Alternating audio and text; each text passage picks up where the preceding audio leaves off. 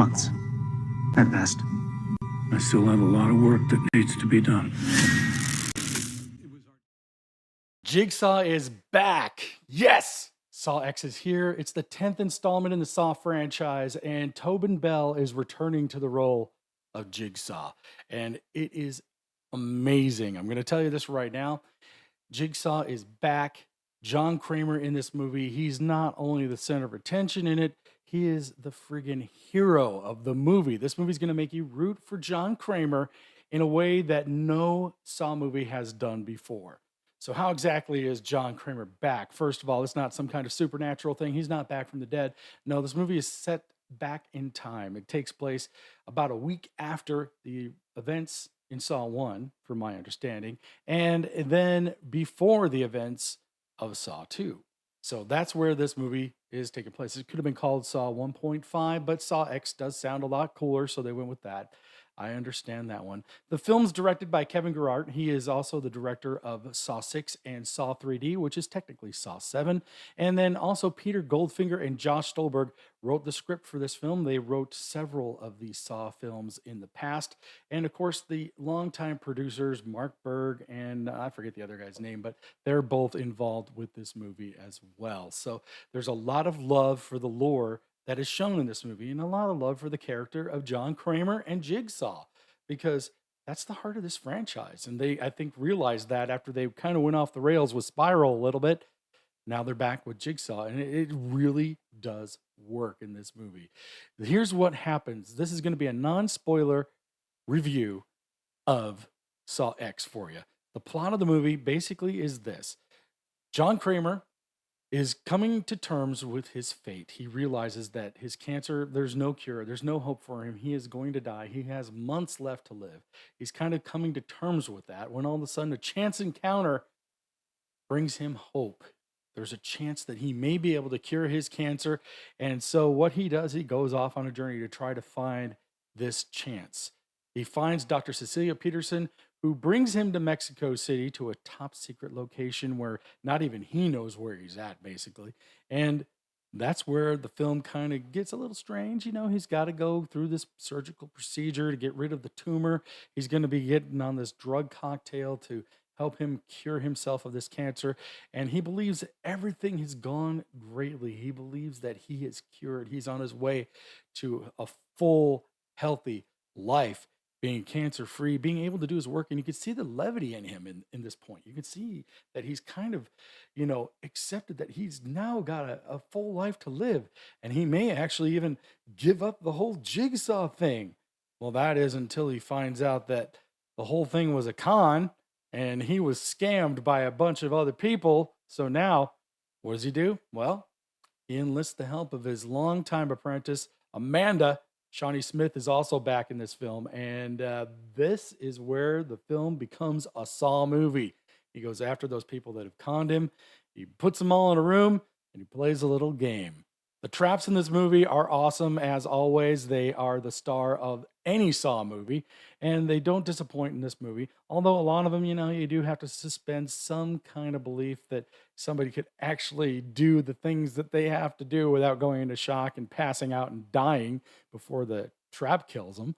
But yeah, the Saw traps in this film are definitely cool. They do feel authentic. This film kind of fits perfectly between those three first Saw movies. I think what you do is you get this kind of dynamic between John Kramer and Amanda, and you get to kind of see the relationship building between them. So you kind of get to see the character arc that Amanda ends up taking in Saw 2 and Saw 3.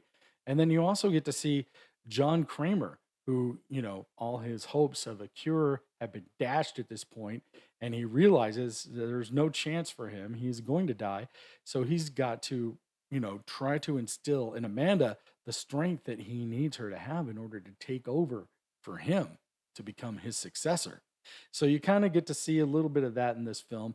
The other thing that I think is really cool is Dr. Cecilia Peterson is actually a very good antagonist to Jigsaw in this film. And you're going to see a lot of twists and turns that happen toward the end of this movie that are kind of a little strange. And I do have some theories on those little twists and turns. A lot of people I've seen have had kind of issues with the end of the movie, but I kind of think that it was all planned out to go the way it did. And I can explain that in a spoilery kind of way, but I'm not going to here. If you would like me to expand on that and make a spoiler video for you, I definitely will. Just let me know in the comments if that's what you would like me to do. But Saw X definitely is a movie that's going to please Saw fans. And I'm going to tell you right now, at the end of this movie, when the credits start to roll, do not get up, do not leave. If you do, you are going to miss out on a very big payoff in a mid-credit scene. I'm not going to tell you anything else about that because it is awesome and it made the crowd cheer. In a way, it was almost like the crowd that we saw the film with. It was almost like teenage girls in the 90s watching a Backstreet Boys concert. That's the kind of cheer it gave them. So it was a pretty cool scene. I have to say, it was probably one of the better moments of the film. But this film does give you the feels. It makes you feel a little bit for John Kramer. You feel sorry for his character. You feel like he's justified in doing what he's doing to these people. Because, I mean, if you've ever been scammed before in your life, and I know a lot of us have, I'm one of them. Yeah, if you've ever been scammed before in your life, um, y- you would like to do this to the people that scammed you. I'm sure you would. These people in this film, they deserve it. They are taking the last bits of money from people who are dying, who could leave that money to their families and to their loved ones, giving them a hope, giving them chance, giving them to think that they're going to live, and all of a sudden, no, you're not going to live, you're going to die, and you've been scammed, and now you're out all your money. That's the kind of people that John Kramer is going after in this movie. So Dr. Cecilia Peterson, she was really good as the antagonist. Like I said, she's a very evil, maniacal character. And there's some cliffhangers at the end of this. They could actually go on and make like, Psalm 1.75 from here if they want to. So it's kind of cool. I think that they've left this kind of open for some things. Now, there are some cons to this film.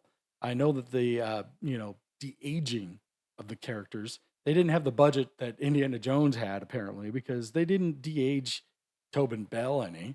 The fact that he's ill and that he's dying of cancer, you can kind of see that he's older than he was when he was in Saw 2, which was what, back in 2005. But the thing with Amanda too, she's definitely older than she was in 2005. Hey, we all are. But you can definitely tell the age of the characters doesn't quite line up with the timeline. But if you can suspend that disbelief a little bit, you're going to really enjoy this movie. And anybody who is a fan of the Saw movies, you definitely need to go check this out. Saw X, it's in theaters now. Go see it.